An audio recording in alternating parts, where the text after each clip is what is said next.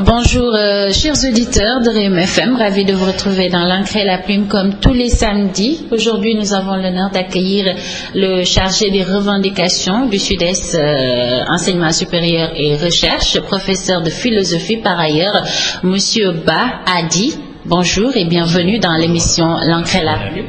Bonjour madame, merci de l'invitation. Merci en tout cas d'être là ce matin, d'être notre invité dans ce contexte où les universités sont au cœur de l'actualité, notamment l'université Cheikh Anta Diop de Dakar.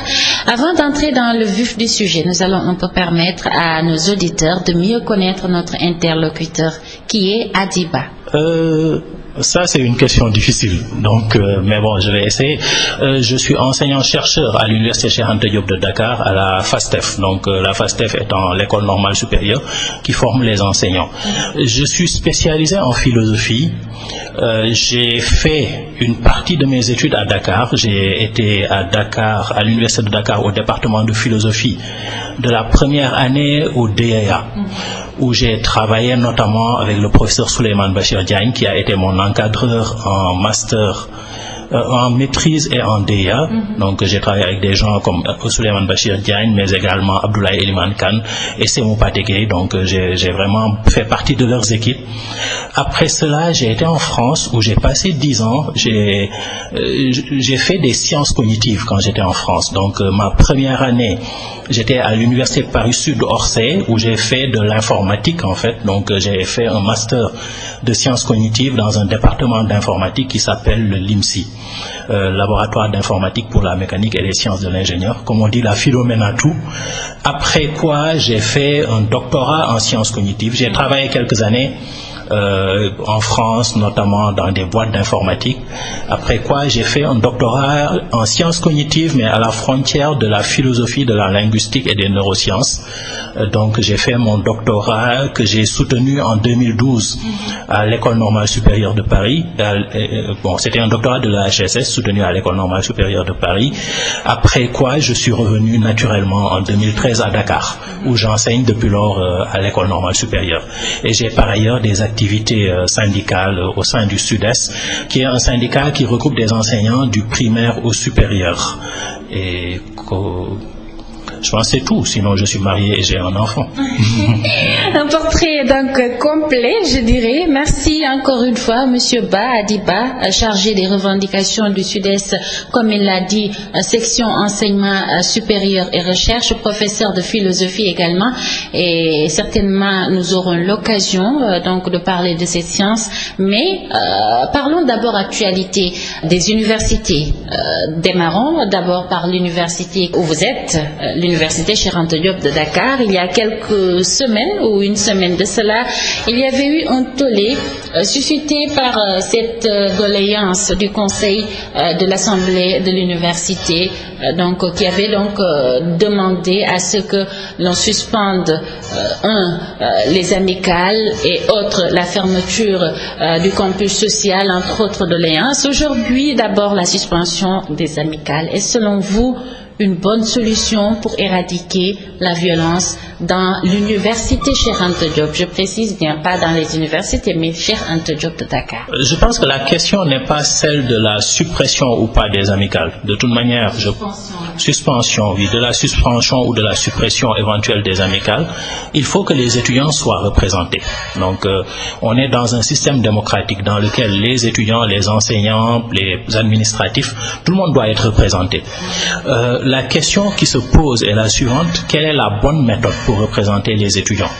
Donc il faut que collectivement, en tant que communauté universitaire, nous réfléchissions à la bonne méthode pour représenter les étudiants. Et je pense que une représentation qui partirait du département, qui monterait à la faculté ou à l'école et qui arriverait à l'assemblée d'université serait peut-être idéal, plutôt que d'avoir une représentation avec des listes hétérogènes qui sont d'inspiration parfois politique et qui parfois peuvent être très violentes. Donc ça, je pense que ce serait une meilleure idée. Une deuxième question, en fait, quand les gens parlent de suspension des amicales, ce qu'ils disent réellement, c'est qu'ils ne veulent pas les actes de délinquance qui accompagnent parfois les élections d'amicales. Le problème qu'on a à l'université, mais également dans le pays, c'est une question d'impunité. Quand il y a des actes de délinquance, il y a des délinquants qui commettent ces actes-là. Donc, ce qu'il y a à demander, ce n'est pas qu'on suspende ou qu'on supprime les amicales, c'est juste à porter plainte à chaque fois qu'il y a un acte de délinquance et que les coupables soient punis. Donc, si on fait ça, on assainit l'espace universitaire, on envoie le message que certaines choses ne sont pas admissibles et elles ne vont pas être admises et l'université sera assainie. Donc chacun doit prendre ses responsabilités et malheureusement ce n'est pas le cas. Donc, cette question des amicales revient souvent à chaque problème. Je me rappelle qu'à la faculté des lettres et des sciences humaines, il y avait même durant une période une suspension de l'amicale. Donc ça a été toujours une doléance. Aujourd'hui, vous l'avez dit, il faut réfléchir à voir comment solutionner ou apporter des solutions. Aujourd'hui, vous êtes acteur et formateur également. Quelle est selon vous la bonne formule? Pour moi, la bonne formule est très simple. On a chaque département. En fait, l'université est une organisation qui est hiérarchisée. Vous avez des départements, après vous avez des facultés, et puis après vous avez l'assemblée de l'université. Ou bien vous avez des sections, et puis etc. Donc, et dans chaque département, dans chaque année, il y a un responsable de classe. Donc en première année de philosophie, il y a un responsable de classe, deuxième année de philosophie, il y a un responsable de classe, première année de sciences physiques, il y a un responsable de classe, etc. Donc je pense qu'au niveau même des départements, des années, on doit avoir des responsables qui sont désignés par leur pairs. Ces gens-là sont légitimes. Il faut que parmi eux, qu'ils choisissent parmi eux celui qui sera ou ceux qui seront les représentants des étudiants de cette faculté-là ou de ce département-là à l'assemblée de faculté ou à l'assemblée de département ou etc. Donc ces gens-là aussi doivent choisir parmi eux leurs représentants à l'assemblée de faculté. Après, les représentants des étudiants dans les assemblées de faculté doivent se réunir entre eux et choisir démocratiquement leurs représentants à l'assemblée d'université. Si on avait une structure pareille où tout part du département, chaque chef de département connaît très bien ses étudiants et il y a des choses que les étudiants ne se permettent pas dans leur département. Le problème qu'on a, c'est que des gens qui sont parfois extérieurs au département, qui sont parfois même extérieurs à l'université, prétendent représenter les étudiants et s'organisent quasiment en milice et contrôlent le campus social. Donc ce problème-là, il faut qu'on l'arrête. Et ce problème-là, encore une fois, ce n'est pas un problème de représentation, c'est un problème de délinquance. Donc il faut que quand il y a des actes de délinquance, qu'on les punisse comme il se doit. Il y a des lois qui doivent s'appliquer. Et après, il faut que la représentation, qu'elle se fasse au niveau de la base et qu'elle monte de la base au sommet. On ne peut pas avoir des gens qui s'autoproclament responsables sans qu'ils aient une légitimité à la base, donc parmi les étudiants. Et pour vous, cette légitimité doit venir forcément des autorités académiques. Vous avez donné une structuration, donc selon vous, une solution. Mais aujourd'hui, n'est-ce pas, c'est ce qui se fait, mais de l'autre côté, avec les étudiants, à travers des élections, choisissent quelqu'un qu'ils considèrent comme légitime pour les représenter auprès de ces instances. Encore une fois, ce que je dis moi, c'est-à-dire le fait qu'il faut partir de la base et remonter, ça me semble la chose la plus logique. C'est comme ça que ça se passe dans toutes les universités normales. Je ne vois pas pourquoi ça se passerait autrement chez nous. Il se trouve que chez nous, ça ne se passe pas comme ça. On a des listes d'étudiants qui se réunissent et qui disent nous voulons prendre l'amicale et qui font campagne donc dans la faculté pour prendre l'amicale. Donc, et elles font campagne, les listes font campagne entre elles et les campagnes peuvent être violentes. Le problème, ce n'est pas qu'il y ait des listes qui font campagne. Ça, ce n'est pas un problème. Le problème, c'est que quand il y a violence, on négocie souvent. Quand il y a des élections, les élections sont contestées, etc. Donc, vous voyez, le problème, ce n'est pas, à la limite, ce n'est pas le mode de scrutin. Ce que je propose me paraît logique, mais n'est pas la seule chose possible. Mais en fait, le problème, ce n'est pas qu'il y a des listes ou il n'y a pas de listes, etc. C'est que quand il y a des listes, quand il y a de la violence, que font les autorités? C'est ça le principal problème. Si, à chaque fois qu'il y avait violence, les autorités sévissaient, les violences s'arrêteraient. Vous avez parlé de la faculté des lettres. Il y a eu un moment où les amicales de la faculté des lettres étaient les amicales les plus violentes de l'université Cheikh Anta Diop de Dakar. On a suspendu les amicales. Je ne crois pas que ce soit une bonne décision, mais en tout cas, ça a été pris. On a porté plainte. Il y a eu des étudiants qui se sont retrouvés en prison pour actes de violence. Depuis lors, les amicales de la faculté des lettres sont les amicales qui posent le moins de problèmes en ce moment. C'est une autre faculté qui pose problème, je ne vais pas la nommer. Oui. Donc ça veut dire que si on prend les décisions qui doivent être prises, la délinquance est éliminée et on a des représentants étudiants qui sont de vrais représentants étudiants. Donc c'est juste des questions. En fait, le problème ce n'est pas les étudiants, c'est les autorités. Il faut que les autorités prennent leurs responsabilités. Et malheureusement, je suis au regret de dire que ce n'est pas toujours le cas. C'est un ensemble également de dispositifs. Aujourd'hui, la violence à l'université, c'est comme qui dirait que c'est légitime parce qu'on voit souvent des étudiants, même s'il y a mort d'hommes lors d'affrontements, ils s'auto-glorifient du fait que nous allons y perdre notre vie, mais nous allons avoir ce que nous voulons. On a l'impression que c'est une victoire pour eux de faire cette violence pour dire ce qu'ils doivent dire. Est-ce que il ne faut pas faire un diagnostic total de ce problème, de cette notion de violence qui semble prendre place dans toutes les universités? En fait, si vous le permettez, j'aimerais élargir ça à la société tout entière. On dit qu'on est une société du dialogue. Oui. De plus en plus, on perd cette vertu-là parce que on dialogue après que les rapports de force ont été établis. Par exemple, vous prenez, je suis un enseignant, nous avons fait aujourd'hui une conférence de presse où nous allons probablement aller en grève. Mais nous allons en grève à notre corps défendant parce que nous avons interpellé le gouvernement, nous avons négocié avec le gouvernement, nous avons parlé au gouvernement. L'année dernière, il ne s'est rien passé. Donc, cette année, on leur a écrit, ils n'ont pas répondu, etc. Donc, on va être obligé d'aller en grève et quand on ira en grève, si on nuit suffisamment au système, le gouvernement va nous parler, va réagir. Malheureusement, c'est dans tous les domaines. On a maintenant cette habitude où la violence est le mode de dialogue, le mode de discussion. Il faut d'abord de la violence pour que l'interlocuteur soit écouté. Et ça, c'est un problème. Il faut qu'on instaure des modalités de discussion, de résolution des problèmes qui les règle avant qu'ils n'arrivent au niveau où la frustration est telle que la violence s'impose. Par exemple, dans le cas des étudiants, on sait combien coûtent les bourses. Donc il y a une enveloppe budgétaire pour les bourses, on sait combien ça coûte. On sait qui a droit à une bourse et qui n'y a pas droit. Donc si tous les mois on donnait des bourses aux étudiants, il n'y aurait jamais de front, comme ils disent, au niveau de l'avenue Cheikh Anta Diop.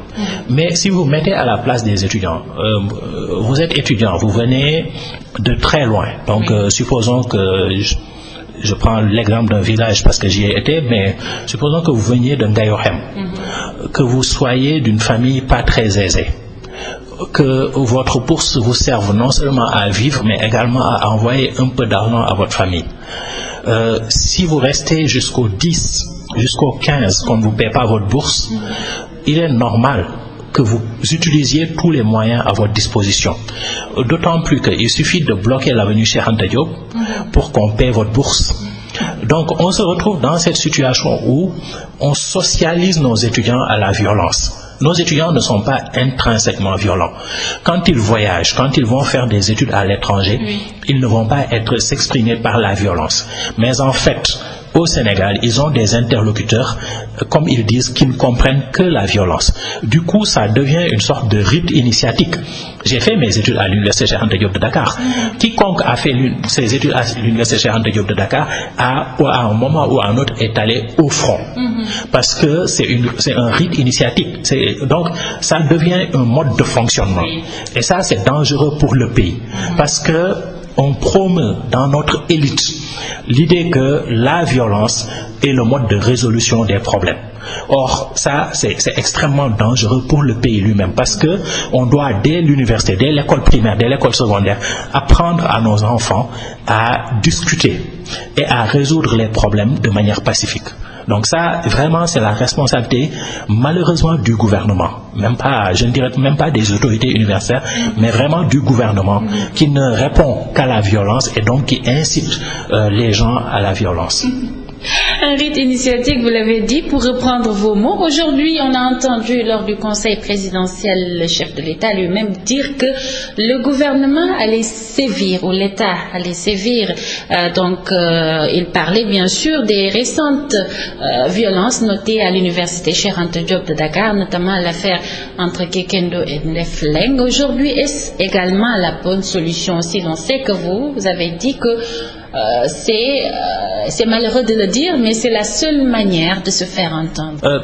J'aimerais préciser les choses. Par exemple, dans l'affaire Kekendo contre Ndefleng, il y a eu mort d'homme. On ne peut pas ne pas saisir. Je veux dire, le chef de l'État n'a pas à s'exprimer sur ça. C'est un processus normal. Si le chef de l'État en parle, c'est un problème.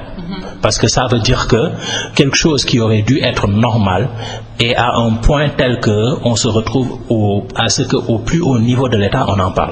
Sur cette affaire-là, on a quand même quelque chose d'extrêmement grave qui s'est passé, qui est que non seulement des étudiants se sont battus au point que du sang coule et qu'il y ait mort d'homme. Donc ça, c'est extrêmement grave, d'une part. D'autre part, que la communauté universitaire se réunisse, prenne une décision qui est inapplicable et qu'on se retrouve à renégocier avec les étudiants, ça veut dire que c'est extrêmement grave. C'est extrêmement grave parce que si la communauté universitaire ne peut pas faire la loi chez elle, ça veut dire que c'est la fin de l'autonomie des universités. Si on peut négocier des choses pareilles, demain, qu'est-ce qui va se passer? Est-ce qu'on va venir négocier les notes? C'est ça l'enjeu.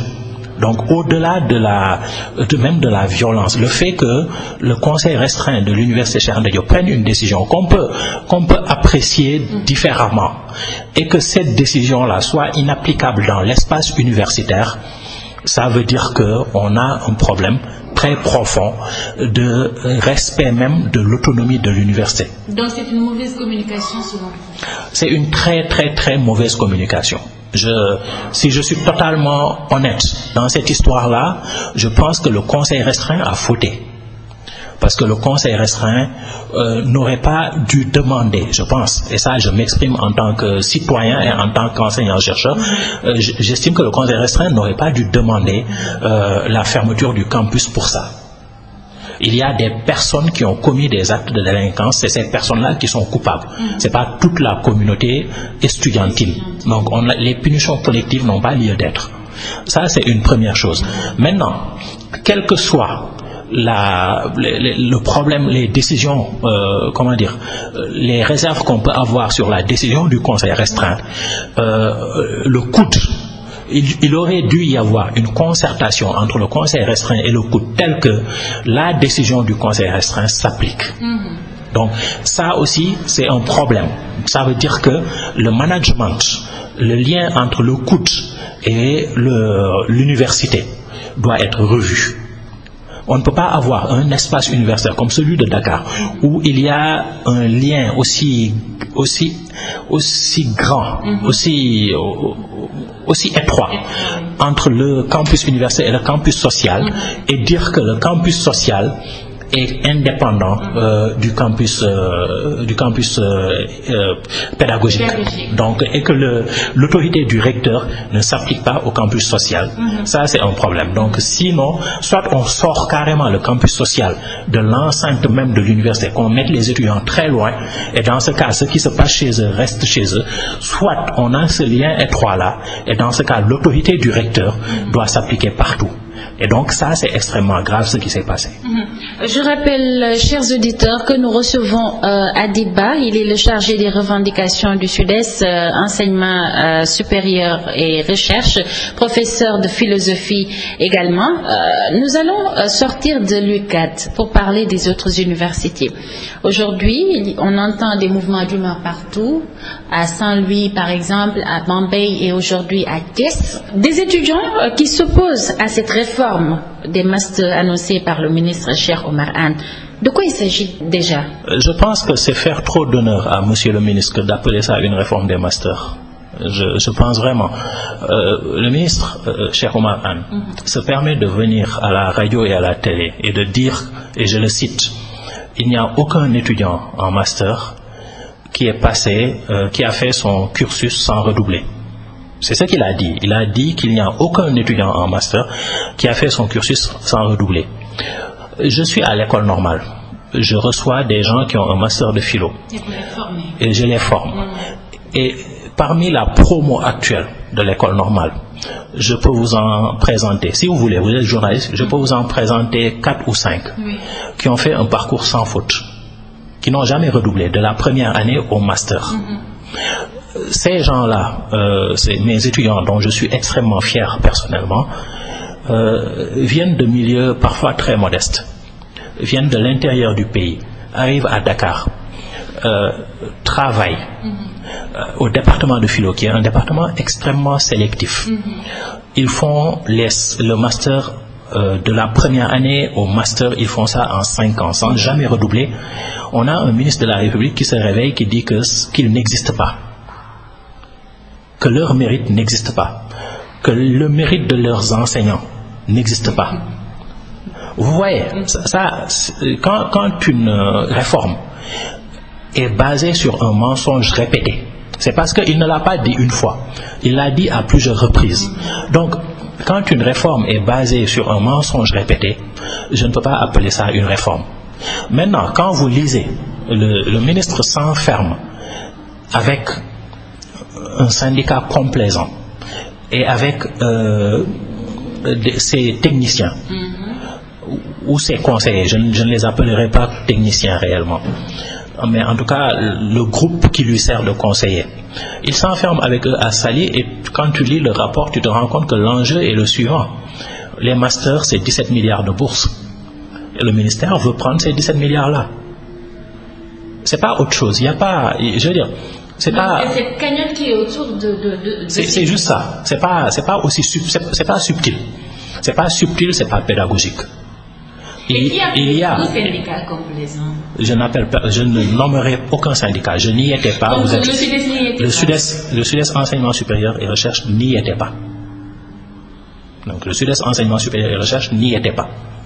Il y a 17 milliards qui servent à permettre à des Sénégalais de faire des études dans les universités publiques.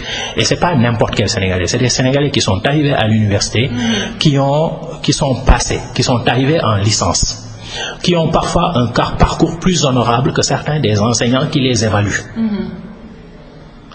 Donc, et qui ont un parcours plus honorable que certaines des personnes qui élaborent des politiques actuellement. Donc l'État met 17 milliards pour leur éducation, on veut prendre cet argent-là. Et pour ça, on est prêt à calomnier la communauté universitaire sénégalaise. Moi, je n'appelle pas ça une réforme, j'appelle ça une insulte à la communauté universitaire sénégalaise. Et j'appelle ça un vol, une tentative de vol de l'argent des enfants de ce pays. C'est ça. Je veux dire, il n'y a pas d'autre chose. Il n'y a pas d'autre enjeu dans la réforme des masters dont le ministre parle. Vous n'êtes pas le premier acteur avec qui nous entretenons et qui s'insurge contre souvent ces décisions donc du ministre de l'enseignement supérieur. On a l'impression qu'il y a un manque de communication entre la tutelle et les différents acteurs. Il n'y a pas seulement un manque de communication. Il y a parfois des violations flagrantes de la loi. C'est ça le problème. C'est que, par exemple, je vais prendre un exemple très simple. Quand il y a eu les manifestations en mars, le ministre de l'enseignement supérieur, on a fait un communiqué du ministre de l'enseignement supérieur fermant les universités. En fait, le ministre de l'enseignement supérieur n'a pas l'autorité de fermer les universités.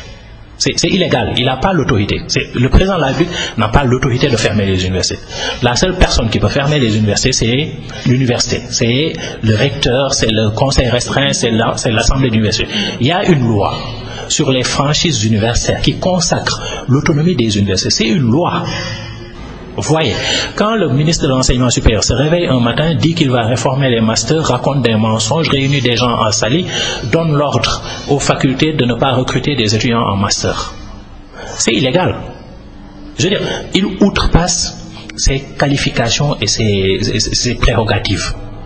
Donc, on ne sait pas qui est qui. C'est pas qu'on ne sait pas qui est qui, c'est qu'ils ont choisi de violer la loi sénégalaise. Donc c'est aussi simple que ça. Ils ont choisi de violer la loi sénégalaise. C'est pour ça que nous avions au Sud-Est des critiques acerbes contre Mary Teuw Niane, mais nous n'avons jamais appelé au départ de Mary Teuw Niane. Et c'est le cas. Or là, nous avons appelé au départ de Cheikh Oumar Anne, parce que nous estimons que ce monsieur n'est pas digne de diriger l'enseignement supérieur sénégalais. Je ne parle même pas des dossiers connus. Vous voyez, je ne parle même pas des dossiers connus. Mais je vais parler juste des choses très concrètes. On se réveille un matin, on décide de fermer les universités du haut, alors qu'on n'en a pas le droit. On se réveille un matin, on décide que les étudiants en master, ça coûte trop cher, il faut qu'on prenne leur argent. Donc, l'enseignement supérieur ne se gère pas de cette manière-là. Mais la faute à qui? La faute au ministre. Non. Mais il exécute des politiques. Alors, il y a un président qui est derrière. Donc, Non, soyons sérieux quand même. Le président donne des directives. Et le président de la République a donné des directives très précises. Et quand vous prenez les chiffres, l'argent que le Sénégal met dans l'enseignement supérieur, il faut bien voir une chose, c'est que le Sénégal est l'un des pays qui met le plus d'argent dans l'enseignement supérieur. Ça, je peux vous donner une étude du Sud-Est qui le montre. Vous voyez, le Sénégal met beaucoup d'argent dans l'enseignement supérieur. Quand cet argent-là est mal utilisé, quand le ministre essaie de grappiller l'argent qui va aux étudiants, quand on ne recrute pas des enseignants, vous ne pouvez pas dire que c'est le président. Je pense que le ministre aussi, si tu as les honneurs, si tu es nommé ministre, c'est pour dérouler une politique.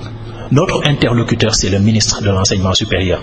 Quand nous constatons que, je vais vous donner un exemple très simple, le Sud-Est est allé négocier avec le ministre de l'Éducation nationale pour permettre, le Sud-Est enseignement supérieur est allé négocier avec le ministre de l'Éducation nationale pour permettre à des gens qui sont recrutés à l'université, dans les universités sénégalaises, d'être libérés par l'Éducation nationale pour venir servir dans les universités. Vous savez pourquoi?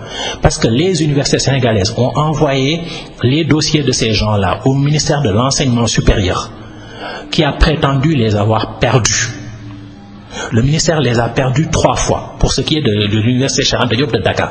Après, le ministre a sorti ce n'est même pas un arrêté, a écrit une lettre à quelqu'un en disant que maintenant le ministère de l'Enseignement supérieur ne s'en occupera plus. Vous voyez?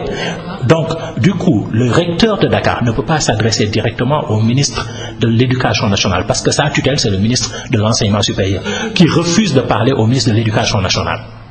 Donc, il a fallu que le Sud-Est, en tant que syndicat, écrive au ministre de l'Éducation nationale, pas à son ministre de tutelle, mais au ministre de l'Éducation nationale. Et le ministre de l'Éducation nationale a réglé le problème. Séance tenante.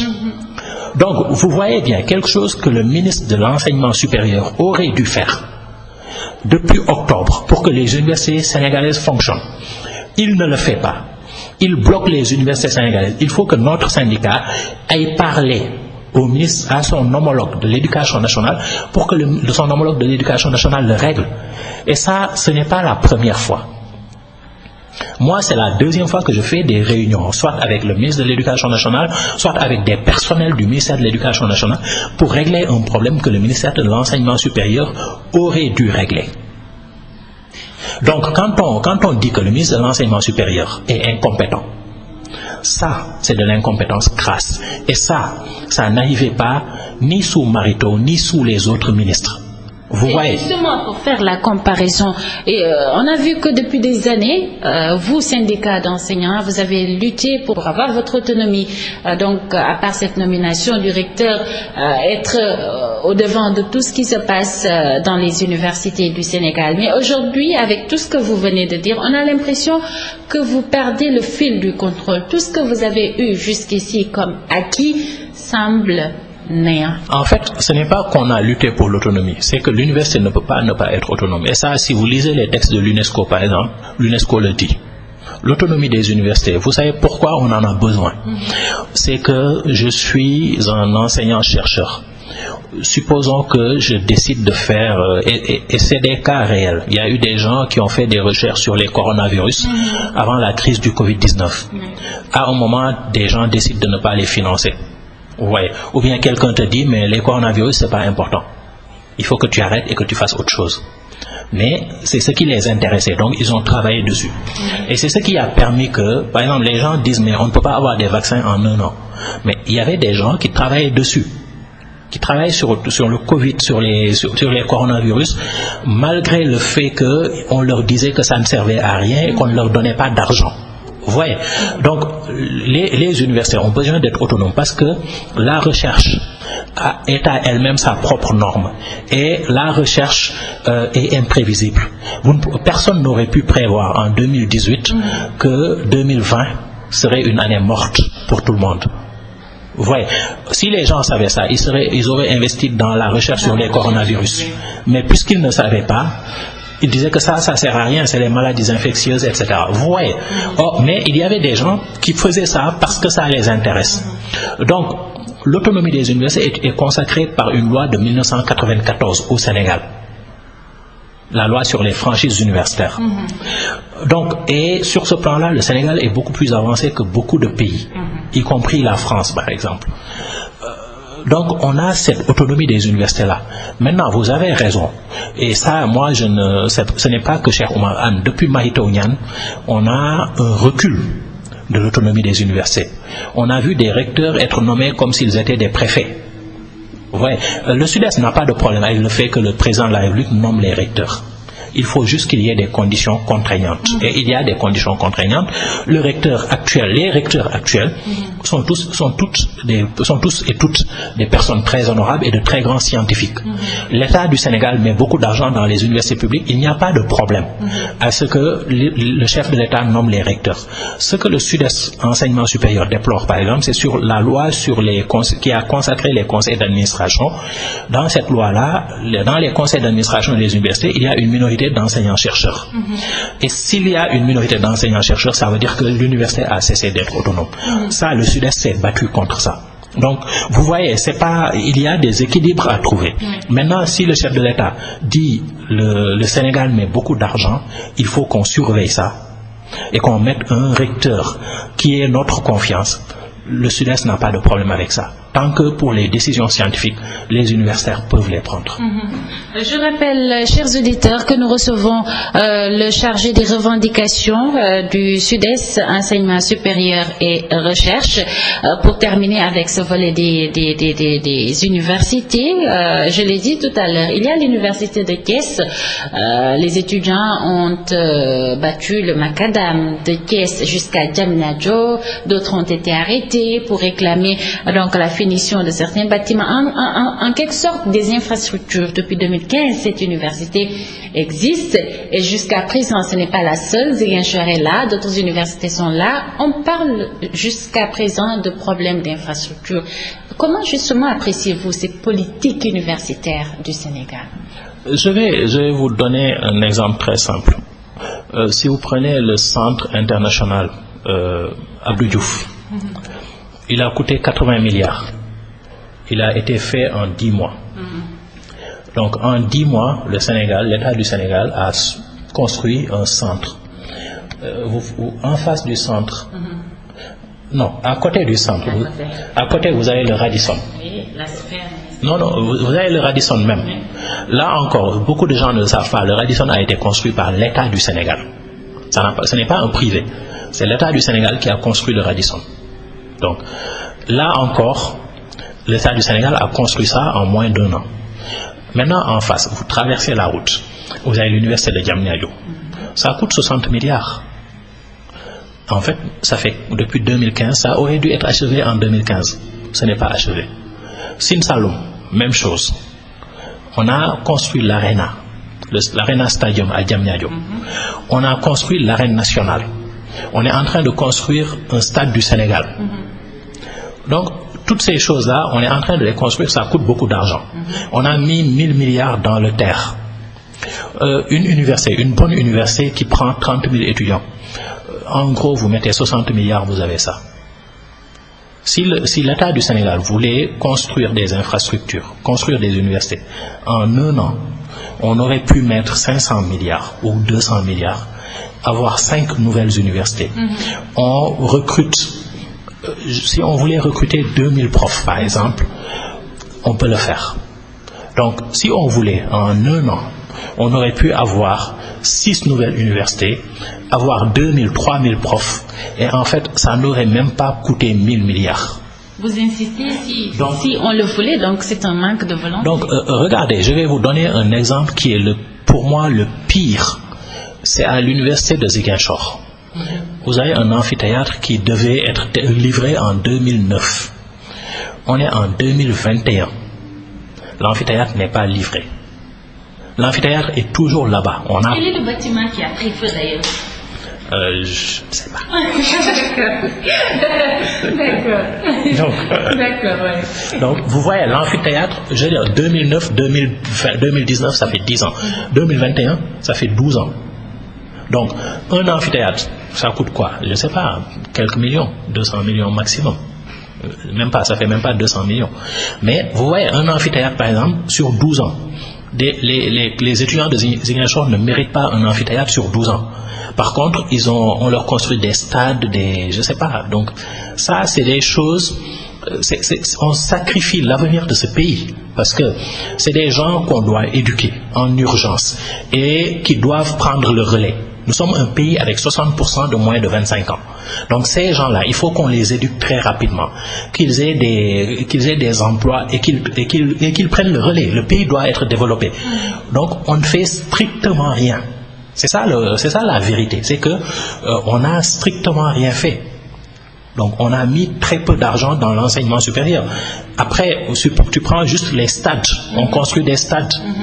Donc c'est ça le problème en fait. Donc c'est normal maintenant, une fois que tu as cette situation-là, le reste, le fait que les élèves de Thiès, les étudiants de Thiès marchent de Thiès à Diamniadio, le fait que les étudiants de Ziguinchor sortent, le fait que les étudiants de Diourbel, de Bambey décrètent une grève illimitée, le fait que les masters à l'UCAD sortent leur puinée, tout ça en fait c'est la conséquence de l'irresponsabilité du gouvernement.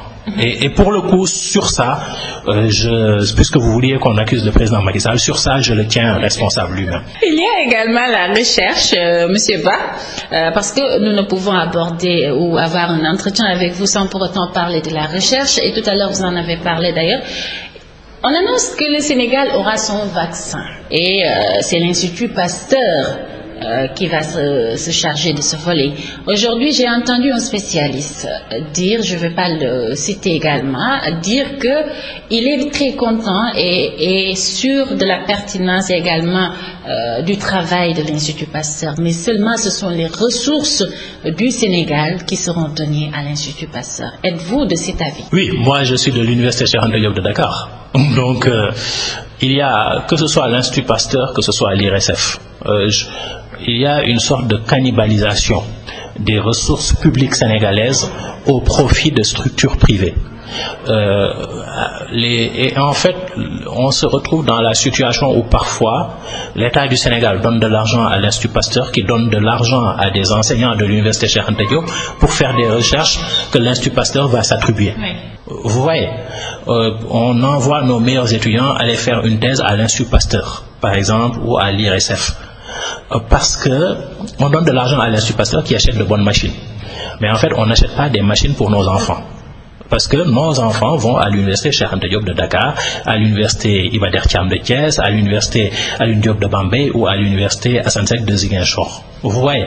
Donc, ces gens-là, il faut qu'on leur crée, qu'on leur mette l'environnement pour qu'ils puissent faire des recherches. Donc elle n'est pas assez valorisée. Non, elle n'est pas du tout valorisée. Si vous prenez, je vais vous dire une chose, je fais partie de ceux qui ont voté le budget de l'université Cheikh Anta Diop de Dakar, sur un budget de 50 milliards de cette année. Sur un budget de 50 milliards, l'État du Sénégal donne 35 milliards. Donc l'université Cheikh Anta Diop produit le reste. Ça, c'est une première chose. L'État du Sénégal donne 34 milliards en fait.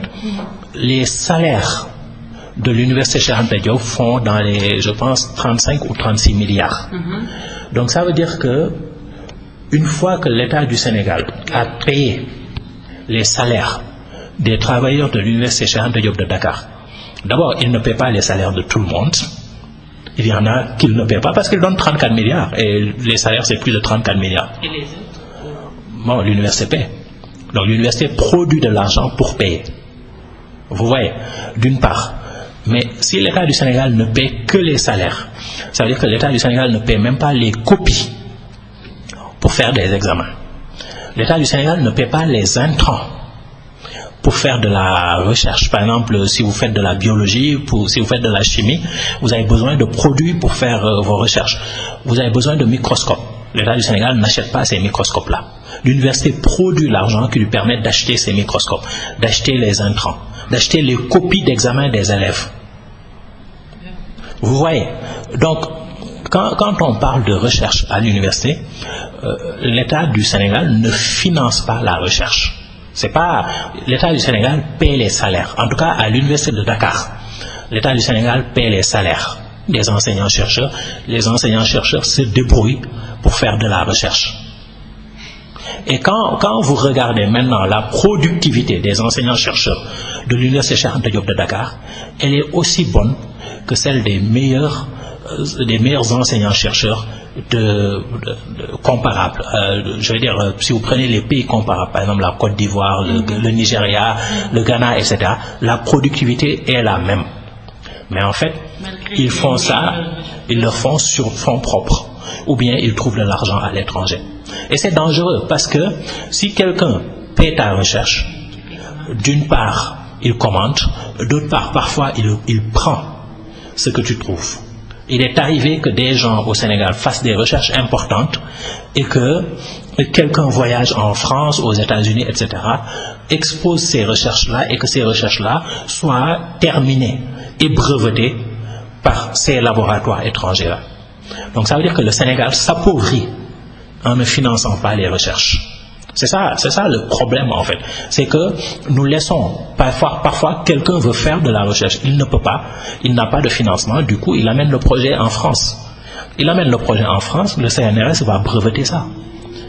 Ou il amène ça aux États-Unis, l'université américaine va breveter ça pour avoir les financements. Donc ça c'est dangereux pour le pays. Le pays ne peut pas se développer si on ne se protège pas.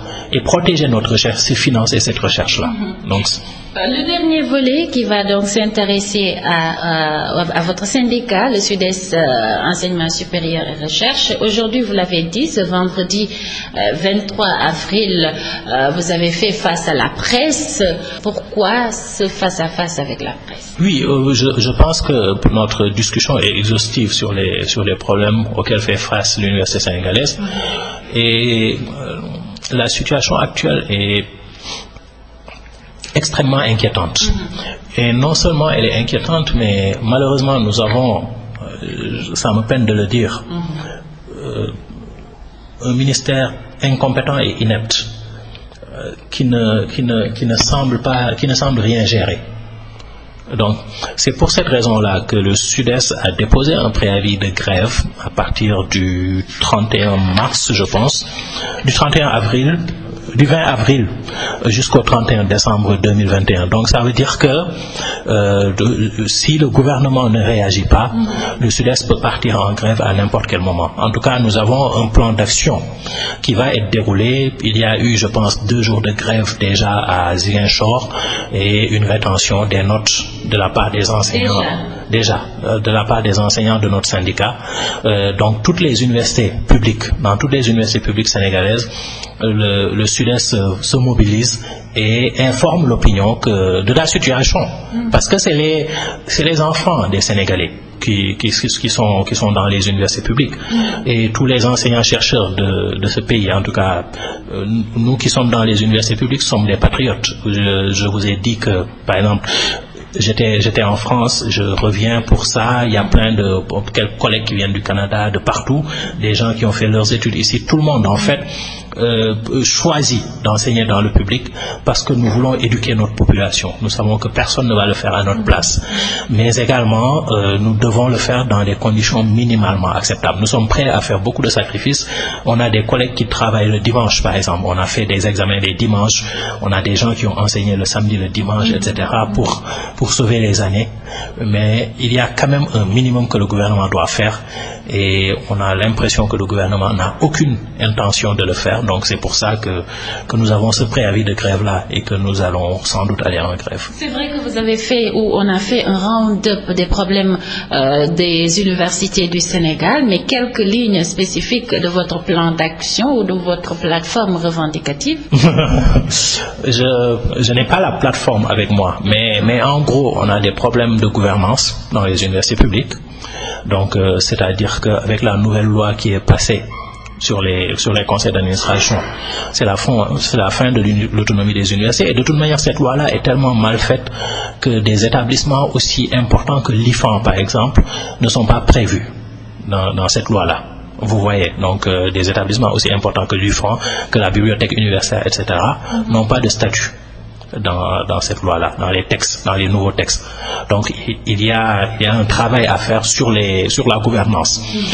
Il y a un travail à faire sur les infrastructures, parce que et ce que nous demandons, c'est même pas des choses que nous demandons au gouvernement et que le gouvernement trouve déraisonnables. C'est des choses que le gouvernement avait prévu de faire à la suite de la CNAES, des décisions présidentielles qui auraient dû être faites. Nous demandons juste au gouvernement d'actualiser, d'acter ces décisions. Donc de faire ce qu'il a dit qu'il ferait, c'est-à-dire achever les infrastructures, construire les extensions de l'université de Saint-Louis, de Sine Saloum, du Sénégal oriental, etc.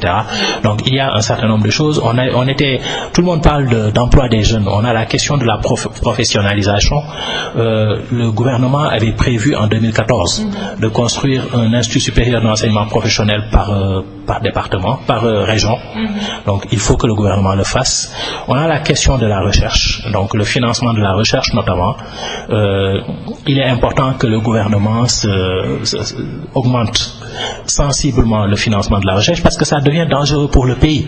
On n'a pas d'industrie pharmaceutique, on n'arrive pas à faire des choses. Par exemple, le président dit fièrement qu'on va faire un vaccin sénégalais. Mais nous, ce qu'on voudrait, c'est pas qu'on vienne fabriquer un vaccin ici. C'est qu'on fasse la recherche qui permet de créer le vaccin.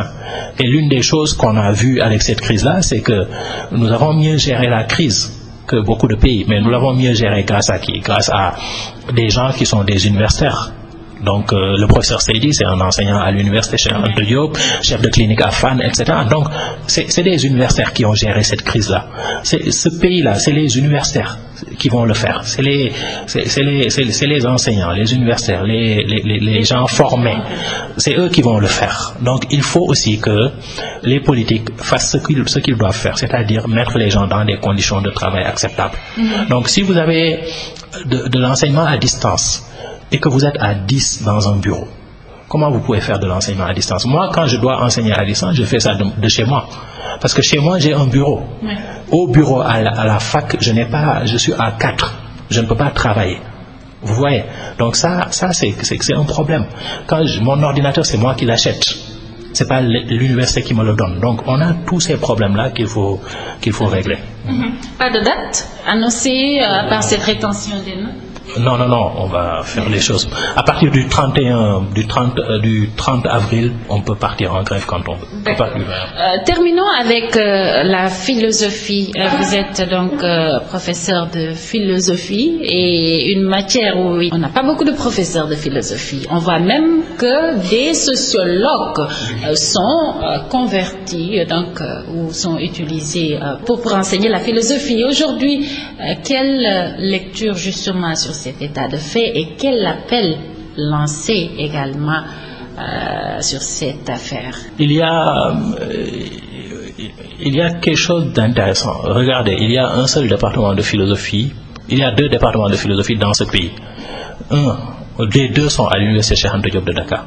Le premier est à la faculté des lettres de l'université Cheikh Anta Diop de Dakar. Le second est à la FASTEF, la faculté des sciences et technologies de l'éducation et de la formation. Si vous prenez les départements de sociologie, dans presque toutes les universités de ce pays, il y a des départements de sociologie. Les diplômés en philosophie ne chôment pas. Donc, au point que parfois, quand on a besoin de recruter des enseignants, on ne peut pas en avoir. Donc, ça veut dire que la discipline en tant que philosophie, la philosophie en tant que discipline est quelque chose d'extrêmement important. Et en fait, dont l'importance est mal mesurée par les autorités. Donc, ça, c'est un problème. Donc, c'est un problème parce que ce soit, par exemple, les crises comme le Covid vont poser des problèmes éthiques. Qui est-ce qu'on soigne, quelles sont les meilleures modalités de soins, etc. Ça, c'est pas des problèmes médicaux, c'est des problèmes éthiques. Qui est-ce qu'on vaccine? Vous voyez, comment on fait ça, quels sont les critères qu'on doit faire. Tout ça, c'est des questions qui, dans d'autres pays, sont examinées par des philosophes. Si vous prenez, quand le Sénégal avait un ministère du plan, au ministère du plan, quand ils faisaient le plan à horizon quinquennal, par exemple, ils avaient des philosophes qui faisaient de la prospective. Et un de nos étudiants va bientôt soutenir une thèse sur la prospective même. Vous voyez. Donc ça veut dire qu'il y a quelque chose, cette discipline est extrêmement importante pour le pays et elle n'est pas aussi valorisée qu'elle le devrait. Maintenant, dans les lycées, ce qui est bien dans ce pays, c'est que dans tous les lycées du pays, les gens font de la philo, au moins 1 an de philo, et c'est quelque chose que les gens apprécient d'habitude, même quand ils ne continuent pas. Le problème qu'on a, c'est que puisqu'on n'a pas suffisamment de philosophes, on se retrouve avec des sociologues qui sont au chômage et que l'on copte pour être professeur de philosophie. Il y a une similitude entre les deux. Il n'y a aucune similitude. En fait, si, il y a comme toutes les sciences, la sociologie est née de la philosophie. Mais c'est comme si vous disiez que parce que vous avez fait de la biologie, vous pouvez soigner. Vous voyez. Donc, on ne va pas prendre un biologiste pour faire de la médecine ou pour enseigner la médecine. Il enseigne de la biologie. Donc ça n'a pas de sens. D'ailleurs, je suis à l'école normale et l'une des choses dont je suis fier, même si ça me fatigue beaucoup, c'est que depuis que j'y suis, depuis 2014, à chaque vacances scolaires, nous prenons les sociologues qui sont dans les lycées et ils viennent travailler avec nous. Ils sont très bons, ils deviennent très bons. On est en train de travailler avec eux pour en faire des philosophes. On a fait une licence avec eux, on a un assez bon taux de réussite, on a fait un master, etc. Et ça, depuis 2014, je n'ai pas eu de vacances. Parce qu'à chaque fois qu'il y a des vacances scolaires, des vacances universitaires ou des vacances scolaires, ils viennent à l'école normale et pendant 1 mois, 2 mois, on travaille ensemble. Pour se perfectionner, pour les diplômer, pour qu'ils aient une carrière. Et je pense que c'est le mois... En fait, on avait des vacances là en mars et ils étaient là. On a passé 2 semaines ensemble à travailler. Donc, ce travail-là, en fait, on le fait. On le fait en plus de notre service à l'école normale, mais on le fait parce que nous sommes tous des patriotes et nous cherchons tous à servir le pays. Maintenant, ce travail, c'est un travail de rattrapage. Il vaut mieux qu'on forme directement des philosophes et qu'on les recrute comme enseignants-chercheurs, dans les lycées, plutôt que de recruter des sociologues. Donc ça, c'est reprendre à zéro. Oui. Ça a été un plaisir pour nous, Monsieur Ba Adiba. C'est passé très vite. En tout cas, ça a été un plaisir pour nous de vous accueillir dans l'encre et la plume. Merci, le plaisir est pour moi. C'est une très bonne émission qui a l'avantage d'être suffisamment longue pour qu'on puisse avoir une vraie discussion. Vraiment, merci. C'était un honneur. Une heure de temps. C'est un honneur d'être là. Merci encore une fois à Diba, le chargé des revendications du Sud-Est, enseignement supérieur et recherche, professeur de philosophie également. Il était dans l'encre et la plume de ce matin. Encre et la plume que vous pourrez suivre de nouveau le lundi à partir de 22h. Donc la rediffusion à cause de ce mois de Ramadan qui a été un peu décalé. 22h pour la rediffusion. À samedi prochain pour un autre numéro avec un autre invité. Bonne suite des programmes sur MFM.